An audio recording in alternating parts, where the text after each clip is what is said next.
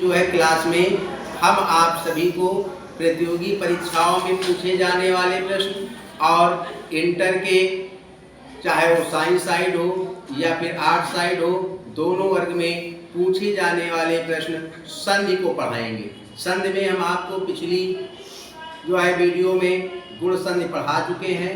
आज हम स्वर संधि के अंतर्गत ही यड़ संधि आप सभी को पढ़ाएंगे। यड़ संधि की पहचान की कैसे की जाती है ये हम आज बहुत आसान तरीके से तुम्हें समझाएंगे, है ना, क्योंकि पेपर के समय बहुत समय मिलता नहीं है। तो देखिए यड़ संधि, यड़ संधि, यड़ संधि, यड़ संधि को याद करने का अचूक मंत्र, एक ऐसी ट्रिक हम तुम्हें बताएंगे कि तुम्हें कुछ देखना ही नहीं है, केवल कोई भी शब्द दिया हो और उसमें तुमको क्या देखना है, आधा वर्ण और जो है या फिर वा। जिस भी वाक्य में आधा वर्ण और या और वा दिखाई पड़ जाए, जैसे महत्व, है ना, जैसे अत्याचार, आधाता और या है, तो इन सभी शब्दों में यड़ संधि होती है ना। यड़ संधि का सूत्र, यड़ संधि का सूत्र है इको यड़च, इको यड़च, ठीक है ना। इको यड़च जो है इस संधि का सूत्र है ना। इसी के माध्यम से हम ये सूत्र याद रखना है, इको यड़च, इसी से तुम्हारा जो है यड़ संधि जो है विस्तार से समझ में आ जाएगा। अब इसका जो है स्पष्टीकरण देंगे तुम्हें, सूत्र का स्पष्टीकरण, सूत्र का स्पष्टीकरण, सूत्र का स्पष्टीकरण जान लीजिए। जिस भी शब्द में ई, ऊ, री, ली, अब ये ई और ऊ छोटे और बड़े हो सकते हैं, ह्रस्व या दीर्घ, ह्रस्व या दीर्घ, मतलब जो है शब्द ह्रस्व भी हो सकते हैं या दीर्घ हो सकते हैं ना। ह्रस्व आ जाए चाहे दीर्घ, चाहे छोटी ही आ जाए चाहे बड़ी ही आ जाए, चाहे छोटा हुआ आ जाए चाहे बड़ा हुआ आ जाए ना। इस साथ में असमान स्वर, है ना, जैसे तो वहां पर क्या हो जाएगा, ई का या हो जाएगा, ऊ का वा हो जाएगा, री का रा हो जाएगा और री का ला हो जाएगा, है ना।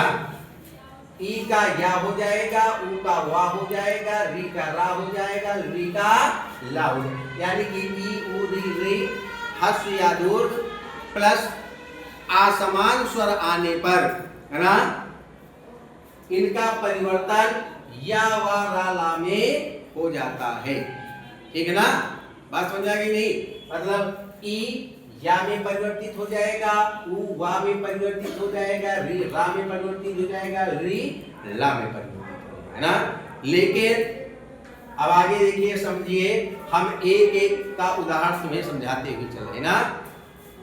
पहला तुम्हारे पास ई है, छोटी बड़ी प्लस असमान स्वर, असमान स्वर बराबर क्या हो जाएगा, या,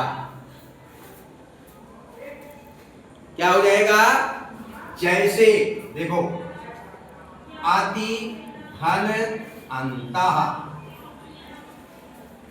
यहां पर क्या आ गया, ई, ये ई है कि नहीं ना, तो छोटी ई रहेगी भाई, ई धन आ क्या आ गया है, आ समान स्वर बराबर क्या हो गया, या। तुम्हारे पास शब्द क्या बन गया, अत्यंतः, है ना, क्या बन गया, अत्यंतः, है ना, ये सब बन गया कि नहीं।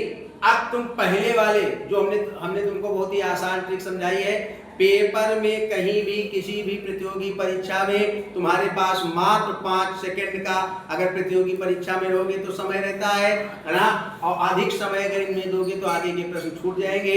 तो तुम्हें क्या देखना है, कहां पर आ जाए, अत्यंता में कौन सी संधि है, तो तुम्हें आधा वर्ण देखना है ता, और बाद में क्या आया हुआ है या, आधा वर्ण और या आया हुआ है, तो तुम्हें क्या लिख देना है, बताओ, यड़ संधि, है ना।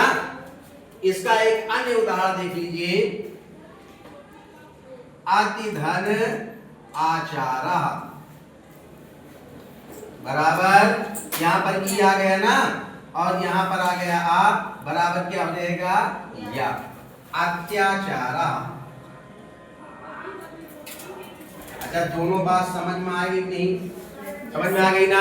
यहाँ पर भी आधा ता या आ गया, जैसे तुम्हारे पेपर में आ जाए अत्याचारा में कौन सी संधि है ना, अत्याचारा में संधि का नाम लिखिए, तो तुमका यह सूत्र उत्र कुछ ध्यान नहीं देना, केवल तुम्हें इस पर ध्यान देना है, आधा वर्ण प्लस या फिर वाह, तो क्या हो गया, अत्याचार। ठीक है ना, बात समझ में आ गई ना, कहीं किसी को कोई दिक्कत, ठीक है। आगे देखिए, अब दूसरा हम तुमको बताएंगे उदाहरण, जैसे ऊ से, ऊ चाहे छोटा हो चाहे बड़ा हो, धन असमान स्वर आ जाए, असमान स्वर तो बराबर हो जाएगा वाह,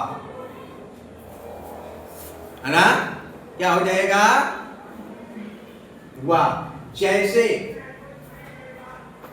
सुधन आगतम, एक बात जान लेना, और आप लोग, हम जो भी तुम्हें उदाहरण समझा रहे हैं, ये ऐसे उदाहरण है कि ये बार बार बोर्ड परीक्षाओं में पूछे भी जाते हैं। स्वागतम संधि विच्छेद या संधि का नाम दोनों ही दृष्टिकोण से बहुत महत्वपूर्ण है। इसे तुम सुधन आगतम, तो यहाँ का आ गया, ऊ आ गया, और आ समान स्वर आ गया नहीं, उधन आ बराबर क्या हो जाएगा, वाह, और इधर क्या हो गया, स्वागतम, हो गया नहीं। अब ऊपर फिर चले जाइए, यहां पर क्या आ गया, है कि नहीं ना, आधा सा है और वाह है, ये देख लीजिए, आधा वर्ण और वाह, है ना। वो जो हमने तुम्हें सबसे शुरू में जो यड़ संधि पहचानने का सूत्र बताया है, वो यहां पर भी लागू हो रहा है, हो रहा है नहीं, बात पूरी तरह समझ में आ रही ना, किसी कोई दिक्कत तो नहीं कहीं, ठीक है। अब तुमको हम तीसरा भी बना दें, है ना, देखिए तीसरा है री और री, तो री धन असमान स्वर बराबर क्या हो जाएगा, रा, री धन असमान स्वर बराबर क्या हो जाएगा, हा। तो देखिए, इसमें तुमको कौन सा उदाहरण याद करना है, पितृ धन आदेशः, पितृ धन आदेशः, तो पितृ यहां आ गया री, यहां आ गया आ, बराबर हो गया रा, है ना, पितृधन आदेशा, तो क्या हो गया, पित्रादेशा, पित्रादेशा। इसमें है कि नहीं ना, आधा वर्ण और या और वा, है कि नहीं ना, बताइए। एक बात जान लीजिए, अगर किसी को समस्या हो तो जो तुम्हारा त्रे है, ये ता धन रा बराबर त्रे होता है, त्रा का अगर हम संधि विच्छेद करेंगे तो ता धन रा बराबर त्रा होता है। बात समझ में आ गई ना, अच्छा ठीक है। अब हमारे पास ब्लैक बोर्ड में जगह तो कम बची है, लेकिन हम प्रयास करेंगे कि ये तुमको और समझा दें। उसके लिए हम तुमको कौन सा समझाएंगे, चौथा तुम्हारे पास है, यही पर लिख देते हैं हम, है ना, ली धन असमान स्वर, असमान स्वर, तो क्या हो जाएगा? ये हो जाएगा ला। ली का ला हो जाता है ना। जैसे तुम्हारे पास शब्द लिखा हुआ है ली धन आकृति, ली धन आकृति बराबर हो जाएगा लाकृति। क्या हो जाएगा? लाकृति, है ना। बात समझिए नहीं भाई? ली धन आकृति बराबर हो जाएगा लाकृति, क्योंकि ली धन असमान स्वर बराबर होता है ला। ठीक है ना बच्चों? तो आज हमने आप सभी को इस वीडियो के माध्यम से यह संधि समझाने का प्रयास किया है। सभी छात्र और सभी लोग जो इस वीडियो को देख रहे हैं वो सभी इस वीडियो को लाइक करें, कमेंट करें और शेयर भी करें। धन्यवाद।